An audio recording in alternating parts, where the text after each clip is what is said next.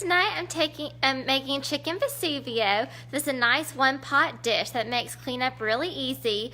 And for a few weeks, I've showed y'all how to make some dishes in the Dutch oven that are slow cooked in the oven to make the meat really tender.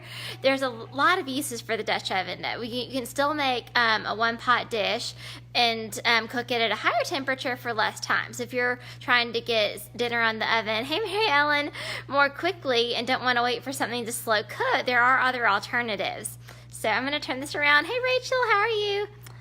Okay, there we go. All right, so we have our Dutch iron over here, Dutch oven over here, and I already have some olive oil and maybe 3 tablespoons or so, and I turned that on to medium heat to warm up, and I preheated our oven to 450. So I know with hey Rachel, I'm glad you're excited and can watch live. It's fun.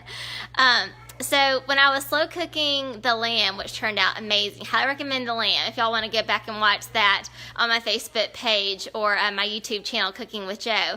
But I did the lamb and then the pot roast the other day at 225. I did those low and slow, like 1 hour per pound. That takes a while. So this chicken I'm doing at 450, and once I brown it and get everything in the pot, it's only going to be in the oven for 20 minutes. So that's a lot quicker.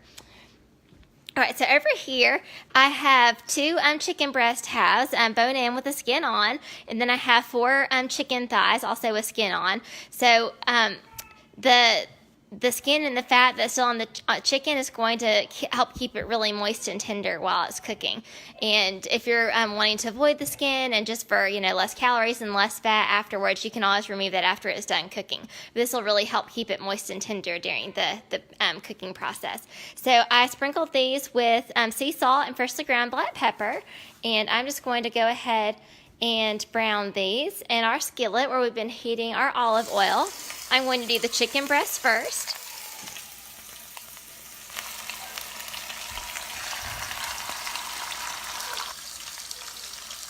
All right, so I'm going to brown these probably for 2 or 3 minutes per side and just flip those over. Get them nice and browned. Then I'm going to remove them and set them to the side, have a pan all set and ready while I do the chicken thighs. So I'm going to brown all those first.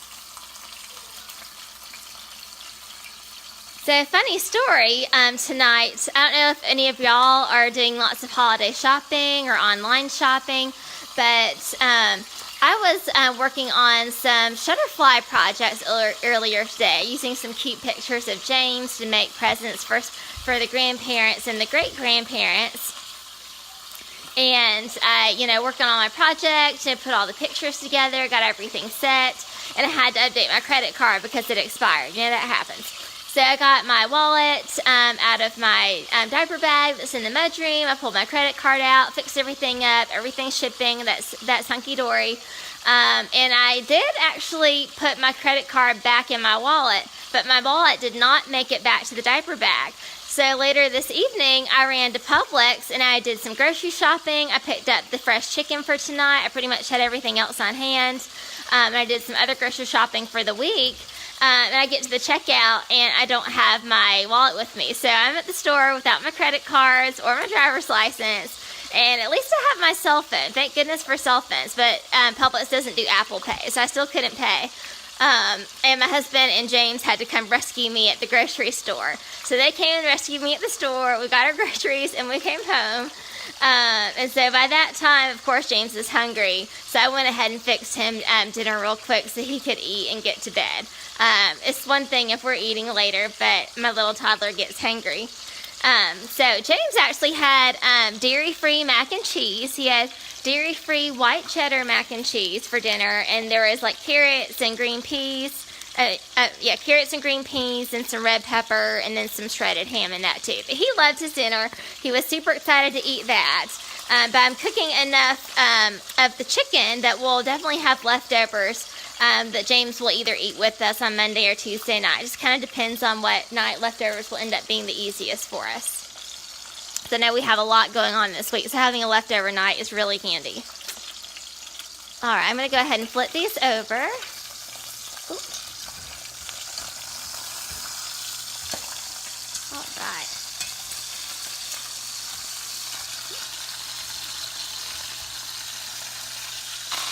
There we go. And you can see it's getting nice and browned right there. That's perfect.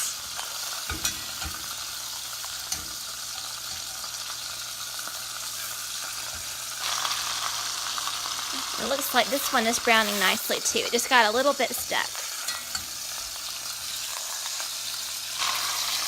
All right. Okay, so that side's getting nice and brown too. But remember, we're not cooking it completely on the stove. Remember, we're throwing it in the oven and we're going to simmer it at high temperature for about 20 minutes or so. So this does not have to be cooked completely through. We just want it to be nice and browned on both sides.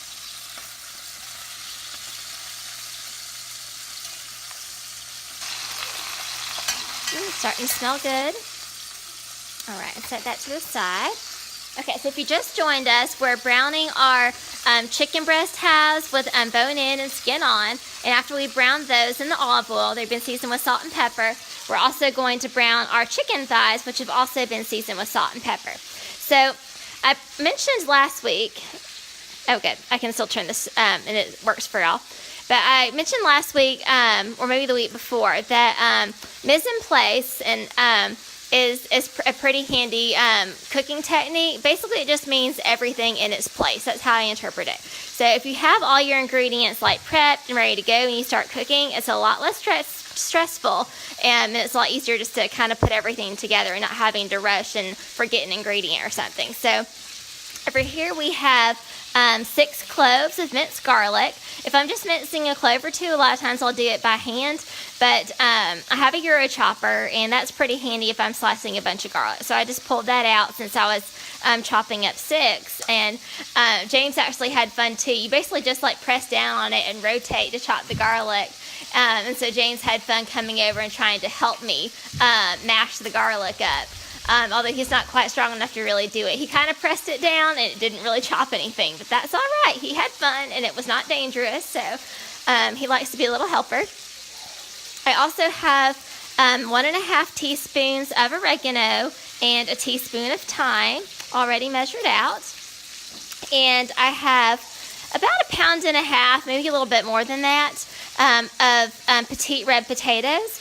And a lot of these are just chopped in half because they're really small, but the bigger ones I went ahead and quartered. So some are halves and some are quarters, but I tried to make them all pretty even so they would cook consistently. So just petite red potatoes. They're a little bit smaller than regular red potatoes. So you can see those are pretty small. But this one's a little bit bigger. So ones that were bigger, I quartered instead of halved. I also have a jar of marinated artichoke hearts. There we go, marinated artichoke hearts. And I prefer marinated artichoke hearts over artichokes canned in water or frozen artichokes. There's a lot more flavor in it. You'll get like an olive oil and different herbs and spices in there. It's really good. So I definitely recommend getting marinated artichoke if you're cooking with artichokes. And then I also have some liquid over here for braising the meat once it's browned. I have 3/4 cup of dry white wine. We happen to have Prosecco on hand, so I use that, but any dry white wine would do. So like a Pinot Grigio or something is another really good choice. And then I also have about 1/2 cup of the marinated artichoke liquid, and then about half a cup of the marinating liquid, and then 1/4 cup of reduced sodium chicken stock. So that makes an additional 3/4 cup of liquid. So if you want, you can just use just the artichokes and not worry about the marinating liquid. That's going to add a little bit of richness to it that you won't get from just using chicken broth. But if you want to use frozen artichokes and just go with 3/4 cup of the reduced sodium chicken broth, that's fine too. That's another option. All right, so our chicken is probably nicely browned on both sides by this point. Yep, you can see that's getting really crisp there. That's perfect. So we're going to remove this and just set it to the side here. All right. Yep, looking good. Looking good. All right. All right, so we're going to leave that on. It's just cooking over medium heat in the olive oil. And I'm going to transfer over the chicken thighs now.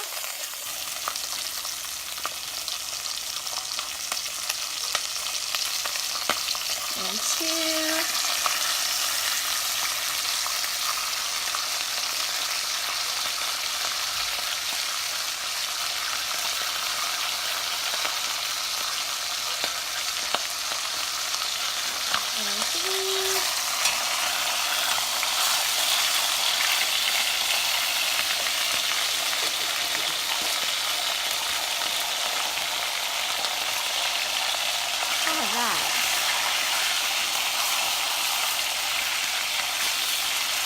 Okay, so I'm going to let that go another few minutes on each side until those are browned on both sides too. You want to say hello, James? So we're in our jammies now. Oops. Sorry, not the phone. Are you being silly? Can you wave? Can you say hi, James? You're going to get to eat some of this tomorrow. Yum, yum. You love chicken. And you love potatoes. Oh, boy. That's right. Okay, so this is going a little bit.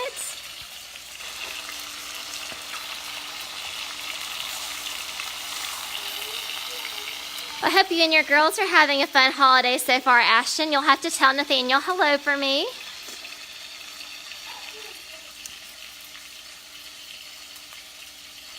All right.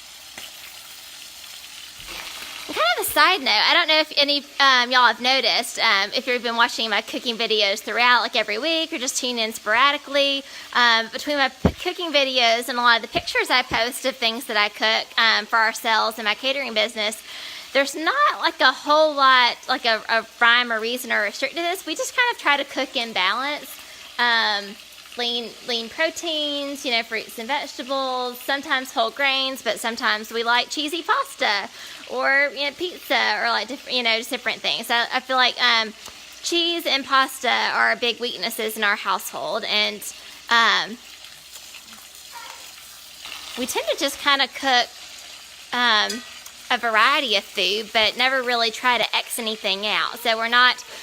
We do make a lot of dairy-free dishes naturally for James because he has to be dairy-free, but it's not something we completely exclude for us. And we're not gluten-free or keto or anything like that. And the things that are really popular recently. But I feel like over the past year, I've been cooking a lot more whole foods. Just kind of like shopping the outside of the grocery store, not buying as many processed things. Just by cooking from scratch more and just kind of eliminating a lot of extra ingredients. We've actually eliminated a lot of excess sugar from our diet and trans fats, things like that, just by kind of like, sometimes we do organic, sometimes we don't, it just depends, but just overall trying to cook with fresh, wholesome ingredients has made a big difference for us. Like, we feel better, but we're still eating really tasty meals. And Dan got his cholesterol results back this week, and compared to last year, it was a huge difference. Like, it dropped dramatically, way more than we would have expected, and nothing has changed except I've been trying to cook with more natural ingredients. So I think that's just kind of like a fun thing that you don't necessarily have to avoid any one ingredient or, follow a special diet if you just like try to eat wholesome foods and not, try to avoid just the bad things. But if you just try to include so many things that are good for you, it can really make a big difference. All right, so I'm going to go ahead and turn this over. Yes, so nice and browned. Awesome.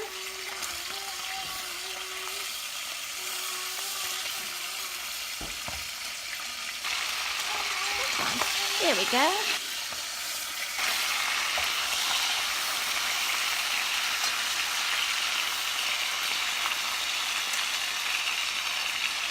All right.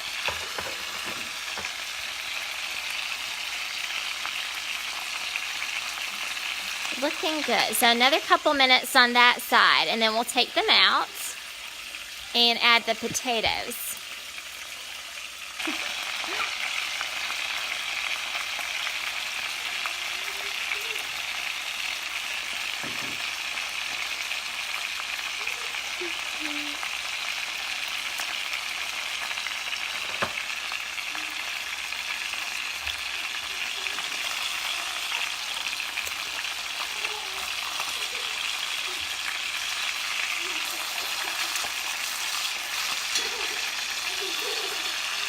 Just a little bit more.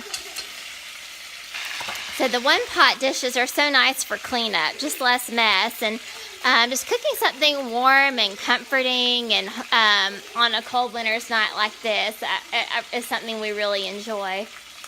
And it'll have everything. It'll have our meat in it. It'll have our starch with the potatoes. It'll have some vegetables from the artichokes, and we'll even get some extra vitamins and minerals because with the red potatoes, I just left the skin on, and that was so easy.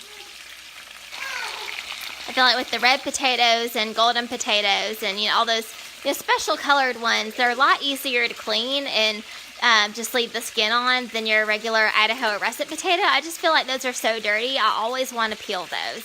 I usually peel them and then wash them to get all the dirt off.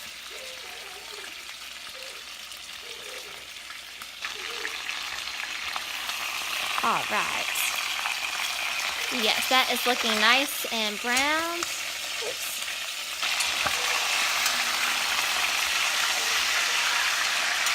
Yes, that looks perfect. So I'm just going to go ahead and take these out.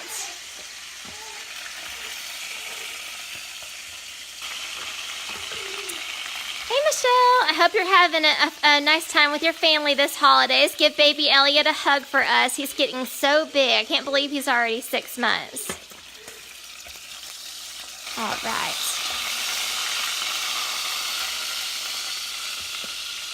All right, so I'm going to leave the olive oil in there, and I'm going to grab our potatoes.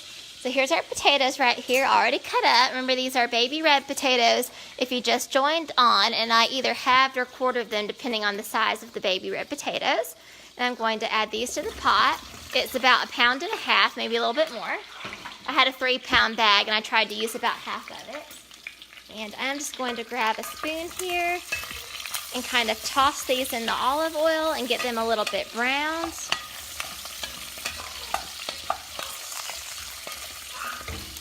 And wooden spoons are great for using when you're cooking with a Dutch oven or anything that has the enameled exterior. Metal spoons or any kind of metal utensil is going to scratch that surface. So using a wooden or utensil or a plastic one that's heat proof is a much better idea. It's not going to scratch your nice cookware.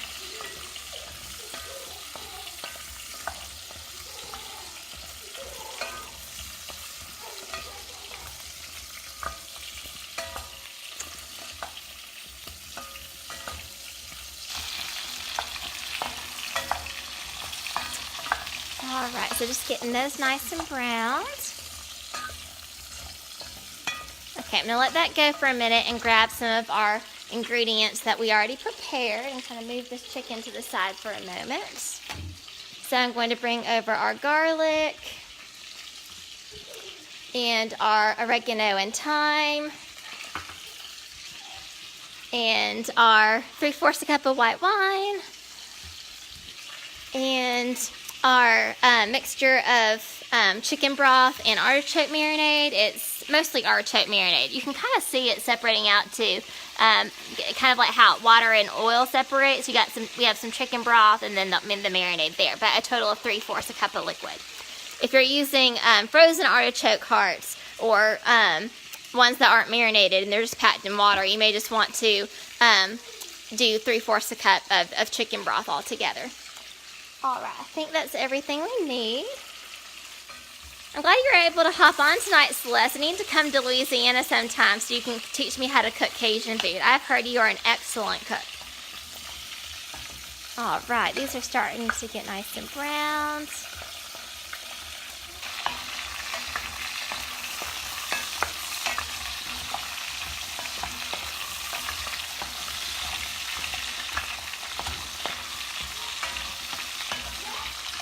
All right, I'm also going to go ahead and add our garlic. Remember, this is 6 cloves of chopped garlic.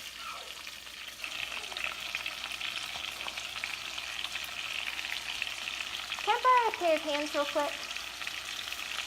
I'm going to get my cameraman to help me so I can scrape out the garlic. Garlic is kind of sticky, so it's not just shaking out. I'm going to need to scrape it out.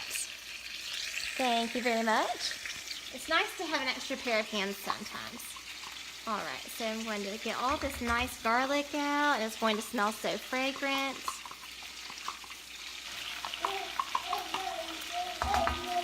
Fresh garlic is a bit more of a pain than dried minced garlic, but it's the flavor is so much stronger and just fresher. You can really tell a difference. All right, I've got all of that out. Thank you very much. All right, so I'm going to stir this in. We're going to saute our garlic for a minute. This doesn't need to go for very long, because we don't want our garlic to burn. Burned garlic tastes bitter, and we don't want that. All right. Oh, I can already smell it. Oh, so good.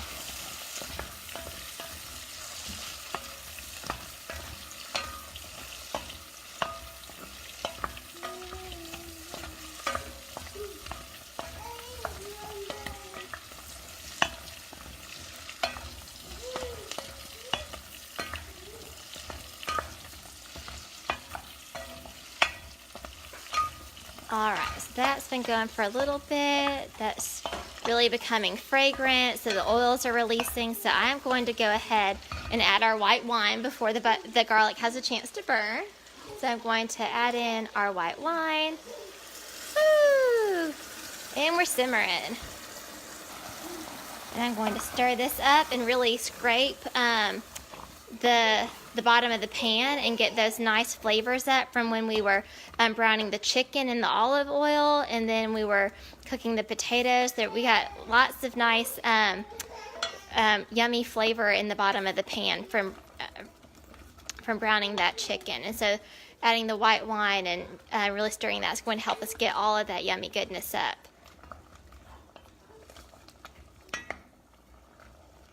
You can see the liquid's getting more browned as a result. It's releasing all that nice, almost like kind of a, not a roux necessarily, but that kind of a gist, that richness.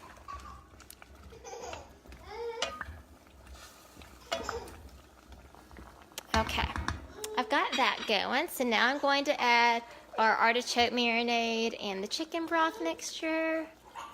Yum, yum, yum. And I'm going to add in our thyme and oregano. And stir that in really well.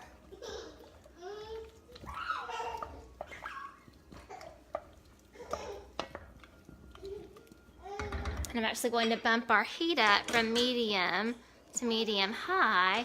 That way we can start to get a little bit of a simmer going before I pop this in the oven.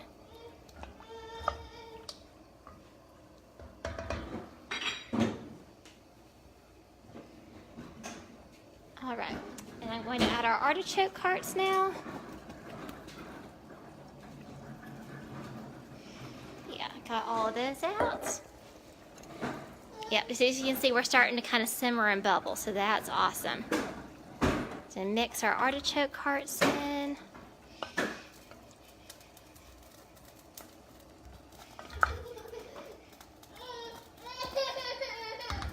And now I'm going to add our chicken back.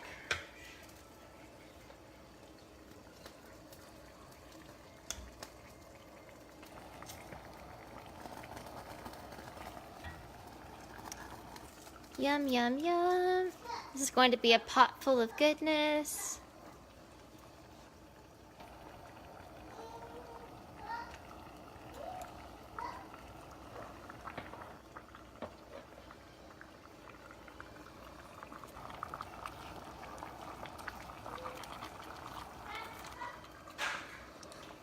Yeah, we'll be able to get this to all fit.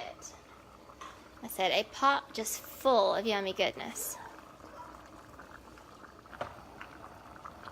And we'll definitely have a good bit of leftovers for another night this week, which will be awesome. That'll save us some time. This is such a busy season. Okay, so we've got this all simmering. Everything's back in the pot. I'm going to turn our eye off. And here is our lid to our Dutch oven. Yum.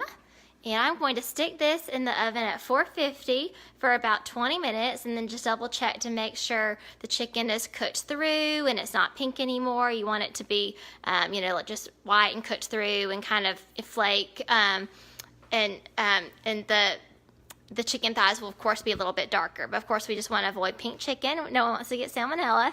But after about 20 minutes, if the chicken looks good and the potatoes are tender, I'll go ahead and take this out. And I'll be ready to serve, and I'll take pictures for y'all. If not, if the chicken still looks not quite done, I might leave it in the oven for another 5-10 minutes and then recheck. So you always want to give a little bit of grace to cooking times and make sure that your food is cooked the way you want it to. So hope y'all enjoyed this recipe and tips, and I will definitely take some pictures of how this turns out and let y'all know how everyone enjoyed it. Y'all take care and enjoy all of your holiday celebrations this week. All right, bye-bye.